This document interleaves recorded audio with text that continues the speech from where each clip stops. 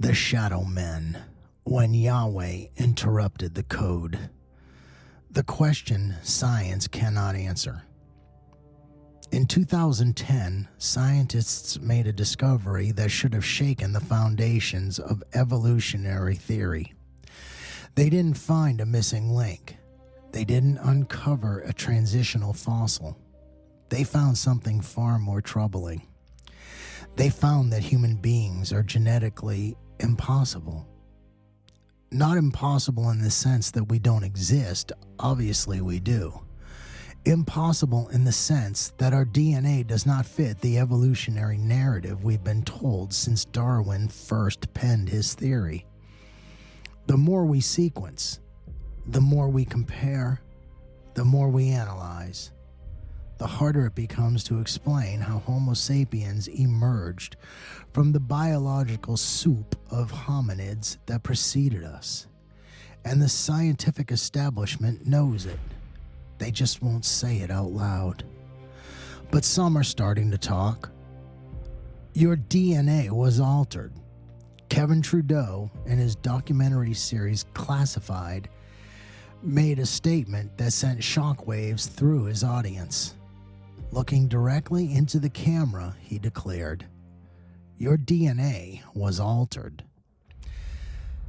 Now, Trudeau comes from a secular, esoteric background. He speaks of off-world intervention and ancient mysteries. He frames the alteration of human DNA as evidence of extraterrestrial contact. The idea that some outside force, some non-human intelligence, reached into the genetic code of our ancestors and changed something. Let me be clear. Trudeau is not my authority. He's merely an example of secular voices sensing a rupture they cannot name. Because something did intervene. Something did alter the code. Something did interrupt the biological chain that connected the pre-Adamic creatures of the ancient world to the beings we call human today. But it wasn't aliens. It was Yahweh. And the evidence is written in every cell of your body. The chromosome anomaly. Let's start with the most glaring genetic mystery, one that evolutionary scientists have been trying to explain away for decades. Humans have 46 chromosomes. Every other great ape has 48. Chimpanzees, 48. Gorillas, 48. Orangutans, 48. Bonobos, 48. Humans, 46. If we evolved from a common ancestor with these creatures, where did 2 chromosomes go? You just can't lose chromosomes without catastrophic consequences. So the evolutionary establishment proposed a theory, the chromosome 2 fusion model. The idea is simple. Sometime in our evolutionary past, 2 ancestral ape chromosomes called 2A and 2B supposedly fused together end to end to form human chromosome 2. This would explain the missing chromosomes. We didn't lose them, we merged them. It sounds elegant. It sounds scientific. There's just one problem. The fusion model is the dominant interpretation, but its details are not as clean, simple, or evolution-proof as they preach it. They preach chromosome 2 as a trophy, but when you inspect the trophy up close, you find patchwork, assumptions, and storytelling. The fusion site that isn't. In 1991, researchers claimed to have found the fusion site, the exact location on human chromosome 2 where the 2 ancestral chromosomes supposedly joined together. This was hailed as one of the strongest pieces of evidence for human evolution. But when scientists began to examine this site more closely, the story started to fall apart. Problem number 1. The site is too short. When two chromosomes fuse, their telomeres, the protective end caps of chromosomes, should merge together. Human telomeres are typically 5,000 to 15,000 base pairs long. If two chromosomes fused end to end, you would expect to find a fusion site of at least 10,000 base pairs, the combined length of both telomeres. What did they find? Only 800 base pairs. Where did the other 9,000 plus base pairs go? Evolutionary scientists shrug and they say degraded over time. But the math doesn't work. Even accounting for millions of years of mutation, the degradation rate doesn't explain such a massive loss. Problem number 2, the sequence is wrong. Of those 800 base pairs, only 70% match what you would expect from a true telomere fusion. In other words, the so-called fusion site is only 70% similar to what it should be if the evolutionary model were correct. That's not a smoking gun. That's a misfire. Problem number 3, no satellite DNA. In every documented case of chromosome fusion in living mammals, which is exceedingly rare, the fusion signature always involves satellite DNA, satDNA. The pattern is always satDNA-satDNA or satDNA-telomere DNA. The alleged human fusion site? No satellite DNA whatsoever. This alone should disqualify it as evidence of fusion. It doesn't match any known pattern of how chromosomes actually fuse in nature. Problem number 4. The region is not dead here is an important complication that undermines the simplistic story. The so-called fusion site is not a genetic fossil. It is not a relic of some ancient accident sitting in a desert of useless DNA. The region is not junk. It is not dead. It is not a broken scar. The site sits in a transcriptionally active neighborhood, a region where genetic machinery is at work. The gene DDX11L2 overlaps this area, and while its exact function is debated, what cannot be debated is that this region shows signs of biological activity. That does not automatically disprove fusion, but it does undermine the simplistic story that this is merely a useless evolutionary fossil. Problem number 5. The surrounding region refuses to behave when researchers compared the region surrounding the alleged fusion site to the corresponding regions on chimpanzee chromosomes 2A and 2B. They found something remarkable. Even among those who accept fusion, the surrounding region is complex. Duplications, rearrangements, and subtelomeric weirdness muddy the simple diagram version of the story. For at least 614,000 base pairs surrounding the fusion site, that's over 500,000 letters of genetic code. The correspondence with chimpanzee chromosomes is not what the model predicts. The fusion model predicts clean correspondence. The data shows complexity, divergence, and anomaly. What the evidence actually shows. Let me summarize what we've just learned. The fusion site is far too short. The sequence is only 70% similar to what it should be. There is no satellite DNA signature. The site is in a transcriptionally active region, not a generic graveyard. The surrounding region refuses to behave like a clean fusion should. At minimum, this shatters the cartoon version of human origin that's been sold to children as settled fact. The reason human chromosome 2 doesn't behave like a two-fused ape chromosome is because it isn't two fused ape chromosomes. It was designed, it was created, it was spoken into existence by the word of Yahweh. Science can describe mechanisms, it cannot define sonship. The Neanderthal problem. Now let's talk about our so-called cousins. Neanderthals lived across Europe and Western Asia. They used tools, they buried their dead, they may have even created art. For decades, evolutionary scientists told us they were our ancestors, primitive humans on the long march toward modernity. Then we sequenced their DNA, and everything changed. Neanderthal DNA is not simply a variation of human DNA. It is a separate branch entirely. Yes, there is some overlap. Modern humans of European and Asian descent carry approximately 1 to 4% Neanderthal DNA, suggesting there was some interbreeding at some point in history.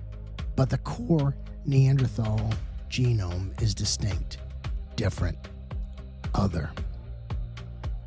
The same is true of the Denisovans, a population we didn't even know existed until 2010, when a single finger bone from a Siberian cave yielded DNA that matched neither humans nor Neanderthals. Denisovan DNA is found in modern populations, up to 6% in some Melanesian and Southeast Asian groups. But again, the Denisovan genome is not a variation of the human genome. It is a separate lineage. Here is what the genetic evidence shows. If humans, Neanderthals, and Denisovans all descended from a common ancestor through gradual evolutionary processes, why are our genomes so distinct? Why aren't Neanderthals simply archaic humans? Why does their DNA read like a different species entirely? The answer is simple, and it aligns perfectly with Scripture. Because they are different species. Neanderthals and Denisovans were not sons of Adam. They were pre-Adamic creatures, biological beings who existed on this earth before Yahweh breathed life into the nostrils of the first man. They were soulish, they were intelligent, they were capable of tool use and perhaps even rudimentary culture, but they were not B'Tselem, Elohim, made in the image of Yahweh. They did not carry the divine breath. They were not sons. The sudden appearance of Adam. Here is what the fossil record and the genetic evidence actually show, and I want you to pay close attention because this is the part the textbooks won't tell you. The pre-Adamic creatures, Neanderthals, Denisovans, and their kin, existed in the ancient world for vast ages. According to secular dating methods, they roamed the earth for tens of thousands, even hundreds of thousands of years. Whether you accept those exact time frames or not, one thing is undeniable. They existed for an enormously long period of time. And in all that time, what did they produce? Stone tools, fire, survival. That's it. No written language, no mathematical systems, no architectural monuments, no legal codes, no priesthoods, no temples, no worship, no covenants, no prophecy, no poetry, no philosophy. They existed. They survived. They perished. Then Adam appeared, and everything changed. Within a few generations of Adam, we have Cain building a city, Genesis chapter 4 and verse 17. Jubal inventing musical instruments, Genesis chapter 4 and verse 21. Tubal-Cain, forging bronze and iron tools. Genesis chapter 4 and verse 22. The development of animal husbandry. Genesis chapter 4 and verse 20. This is not the slow crawl of evolution. This is the explosive emergence of a new kind of being. A being with the breath of Yahweh in his lungs and the image of Yahweh in his soul. The divine interruption. So what happened? Let me tell you what I believe the evidence shows from scripture, from genetics, from archaeology, from the witness of creation itself. Yahweh interrupted the DNA. At a specific moment in time, approximately 6,000 years ago, the Creator reached into his creation and did something unprecedented. He did not take an existing hominid and upgrade it. He did not evolve a Neanderthal into a human. He did not use the pre-Adamic creatures as raw material for his sons. He created something new. Genesis chapter 2 and verse 7 tells us, "And Yahweh Elohim formed man from the dust of the ground and breathed into his nostrils the breath of life, and man became a living soul." The Hebrew word for formed is yatzar, the word used for a potter shaping clay. This is not modification. This is not adaptation. This is creation. Deliberate, intentional, artistic creation. And the result was a being with DNA unlike anything that had existed before. Not ape DNA with some modifications, not Neanderthal DNA with upgrades, not Denisovan DNA with patches. New DNA, human DNA, Adamic DNA, the DNA of sons. Science catches up with Scripture. Here is something remarkable. Modern genetics keeps confirming what the word of Yahweh declared from the beginning. Research shows that every man on earth traces his Y chromosome back to one single ancestor, often called Y chromosomal Adam by geneticists. The Y chromosome passes only from father to son, unchanged except for minor mutations. When scientists trace this genetic thread backward through time, every male lineage on Earth converges to a single point: one man. Similarly, every human being, male and female, shares a common maternal ancestor through mitochondrial DNA, which passes only from mother to child. Scientists call her mitochondrial Eve. Every mitochondrial lineage on Earth, when traced backward, converges to a single woman. One woman. Science is literally confirming what Scripture has already declared. We come from one man and one woman. Humanity has a common being, a shared origin, and a single story written by the Creator himself.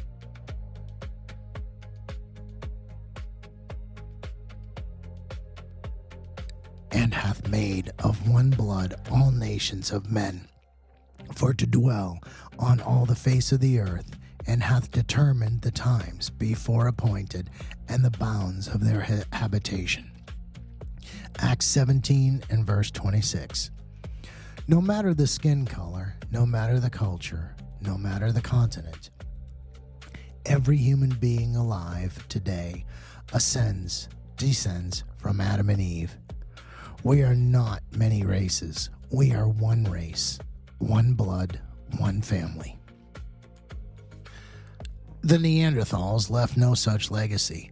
The Denisovans left no such lineage. Their genetic contributions are fragmentary.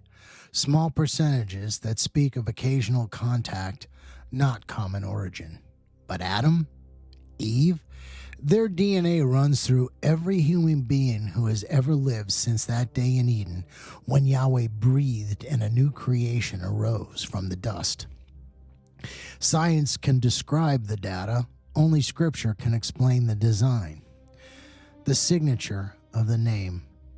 What follows is not chemistry. It is not contemplation. Patterns that point, not measurements that prove. There is something written in your body that goes beyond genetic code, something that whispers of the one who made you, something that declares in every breath you take that you are designed by Yahweh and for Yahweh. The human body is composed primarily of 4 elements: hydrogen, nitrogen, oxygen, and carbon. These 4 elements make up approximately 96% of your physical being.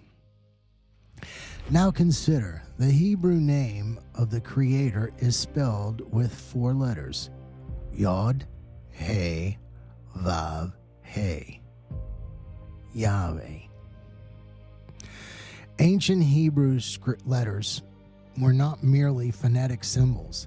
They carried meaning, and when you examine the numerical and symbolic values of those letters alongside the atomic properties of the 4 primary elements of life, a pattern emerges. Element Hebrew letter hydrogen, Yod, nitrogen, He, oxygen, Vav, carbon, He. Meaning, the hand, the deed, breath, revelation. The nail, the connector, breath, revelation.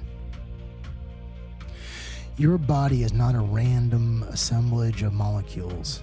It is a temple inscribed with the name. When you breathe, when air passes through your nostrils and fills your lungs, you are not merely performing a biological function. You are speaking the name of your Creator. Inhale. Exhale. Way. Every breath is a prayer. Every heartbeat is worship.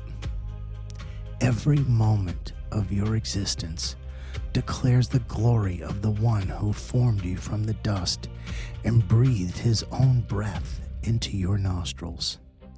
This is not a laboratory finding. It is a throne room signature. Why this matters? You are not an accident. You are not the product of random mutations and natural selection. You are not an upgraded ape, a modified Neanderthal, or a genetically tweaked Denisovan. You are a son of Adam, a daughter of Eve, a child of the Most High. The DNA in your cells was not evolved, it was interrupted. Yahweh reached into the biological history of this planet and created something entirely new. A being made in his image, carrying his breath, bearing his likeness, destined for his glory. The Neanderthals had no covenant. The Denisovans had no promise. They existed. They survived. They perished. But you, son of Adam, daughter of Eve, heir of the promise, you have a destiny written in the stars and sealed in the covenants of Yahweh. You are made to rule. You are made to reign. You are made to take dominion over the earth and fill it with the glory of Yahweh. The shadow men are gone. The suns have risen. We have seen the interruption. We have seen the creation of something new. Now we must witness what happened when Yahweh spoke restoration into the ruined earth. The 6 days that prepared a home for his sons. In chapter 8, we will hear the words that broke the silence of eons. let there be light. For the earnest expectation of the creation eagerly waits for the revealing of the sons of Yahweh. Romans chapter 8 and verse 19.